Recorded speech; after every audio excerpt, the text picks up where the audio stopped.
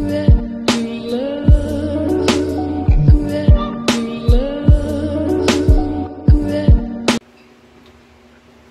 day mga sano, welcome back sa Kusina Lex. Ang lulutuin natin sa Kusina Lex ngayon mga sano is pork tenderloin. Ang gagawin natin siyang creamy pork tenderloin. I mean creamy sauce. So simple lang mga sano, lulutuin lang natin to in one pan.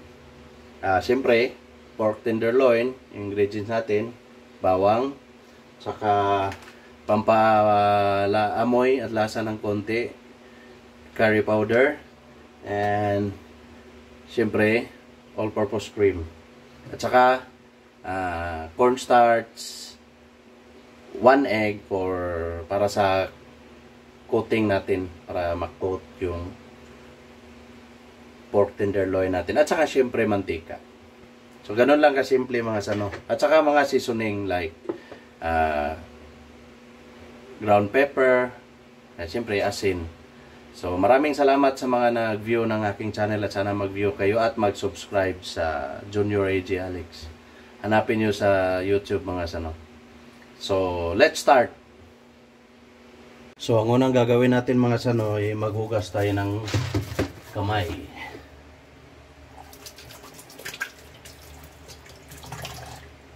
Ayan. Tapos ilagay na natin dito sa malalim na lalagyan tong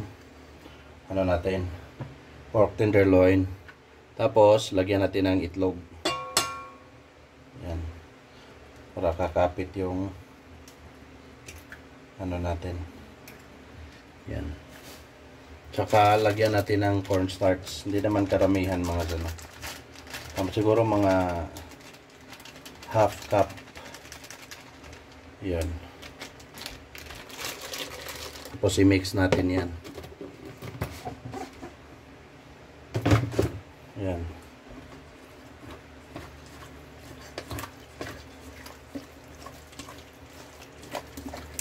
Para mabalot siya evenly.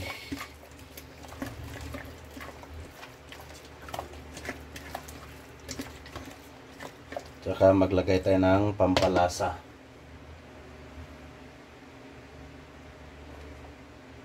So, ground black pepper.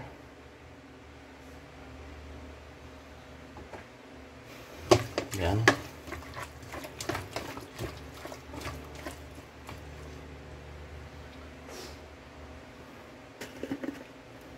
Kaya itong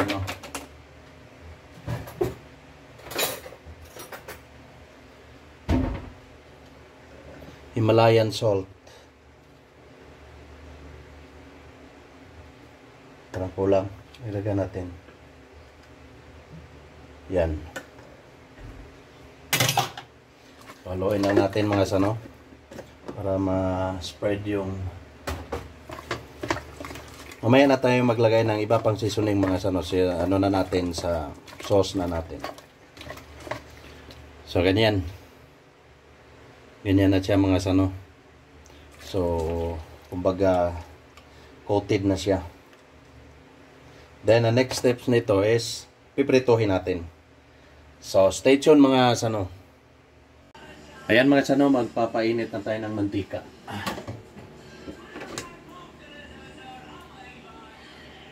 Hindi siya kailangang mga sano, malalim or deep frying. Hindi siya kailangan ng deep frying. So, ayan. Yan na yung minarinade natin. Kanina, tsaka nilagyan natin ng itlog. So papainitin lang natin mga sano.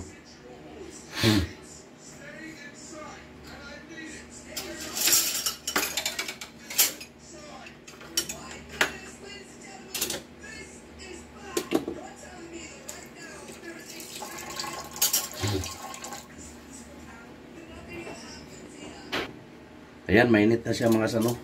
Hindi natin medium heat lang mga sano sa ating apoy. Yan. Good.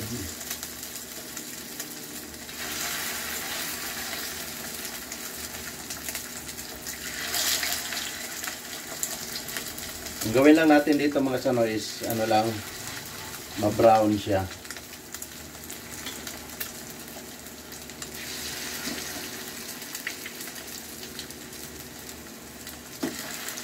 Ayan. Sa medium heat lang tayo mga sano. Good. So hayaan lang natin siya na mag-brown. Shoutout nga pala kay Nelmer Alba of Pigjan Trading, saka kay Joseph Labente, saka mga taga Sikatuna Bohol, shoutout sa inyo. Sa mga nag-subscribe ng channel ko, maraming salamat at sana mag-view pa kayo. At sa mga mag-review, huwag niyong kalimutan mag-subscribe. Salamat po. So ayan na po yung natin, baboy natin na medium heat. So hayaan na natin mag-brown mga sano. Ayan, baliktarin na natin mga sano.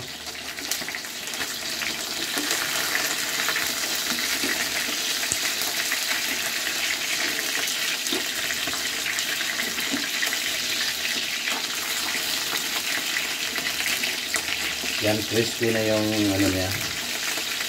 Yung coating niya.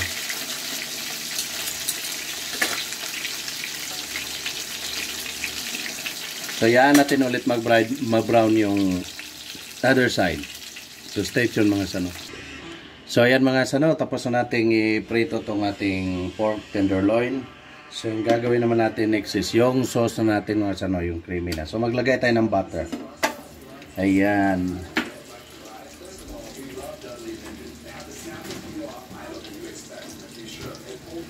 Hindi ko pa nga nabanggit kanina mga sano, may butter tayo sama sa ingredients natin. Nakalimutan ko mga sano. So ayan. Okay, lagay na natin tong bawang. Yan.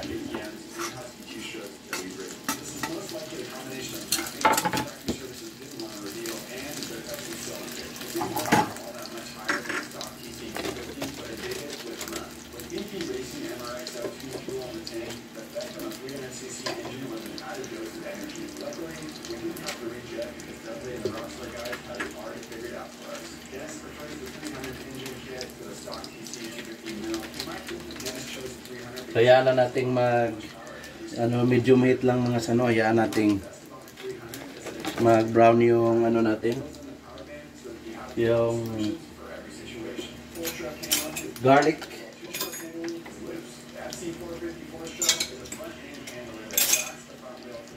Hayaan nating mag-brown tong garlic mga sano. Ayan. Try lang natin. So ito lang yung pinagprituhan natin mga sano. Bango. Tsaka ito yung natin, curry powder natin. Lagyan natin ng konting tubig mga sano.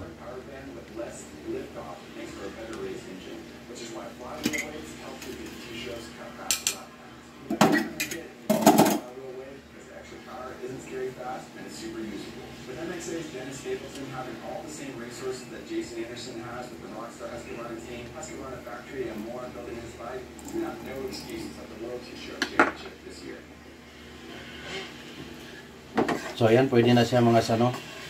Ayan. Ayan, ano na yung garlic. Bango. Napakabango niya.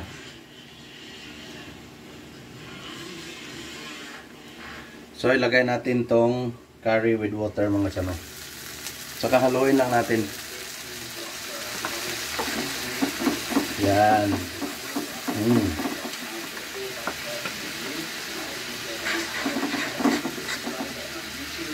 Wow, nagdadagdag siya ng aroma. Parang may siya mga sano, may twist ng Malaysian or Indian. Ayan. So next is, ayan, tama lang yung apoy natin.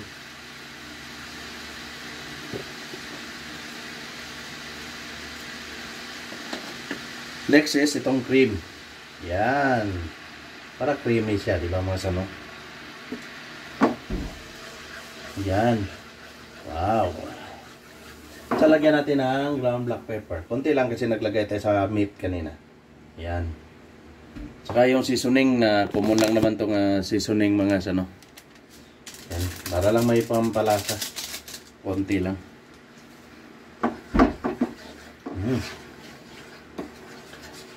Kung gusto niyo yung medyo marami-raming sauce mga sano, nasa sa inyo na yung magdadagdag kayo ng tubig.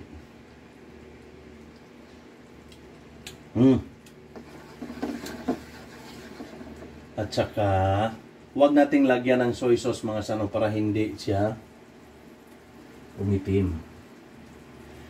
Sa para may tamis ng konti mga sano. Para may tamis ng konti, lagyan natin ng konting-konting soda. Yan.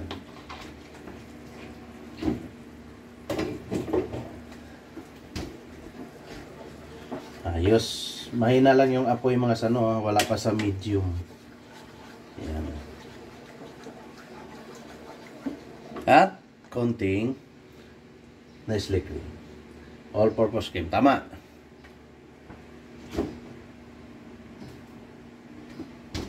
So, stir lang natin.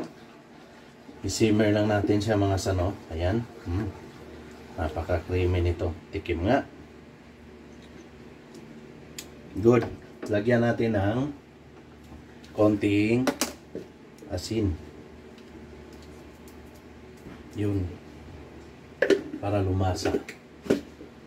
Very good. And next is gawin natin medium yung ating apoy. Saka ilagay na natin tong ating pritong tenderloin. Yan. Napakasimple lang yan mga sano. Gantong-ganto lang siya. Haluin natin para mag-absorb yung sauce natin. Pwede rin yung gawin yung sauce dito mga sano is yung ano nga ito? Cream of mushroom. Pwede rin yan. But next time ito gagamitin natin mga sano. So sa ngayon, stick muna tayo dito sa ating creamy. Napakasimple lang mga sano. Kailangan creamy siya na may tamis. Wow. At saka may twist of Indian or Malaysian kasi may aroma siya ng curry. Pwede rin green curry, depende, conforme na yan sa inyo mga sano kung anong gusto nyo. So lakasan natin kunti ng apoy para medyo yan, kakapal siya. Ay, sorry. Kung tutusin mga sano, at this moment pwede na siya. So hayaan lang nating mag-absorb palalo yung sauce niya.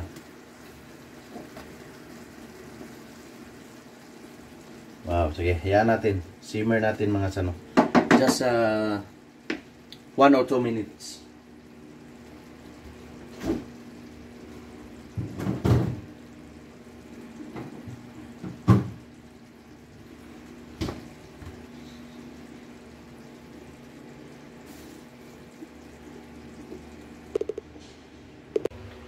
Ayun mga sano, maraming salamat at natapos na rin tong ating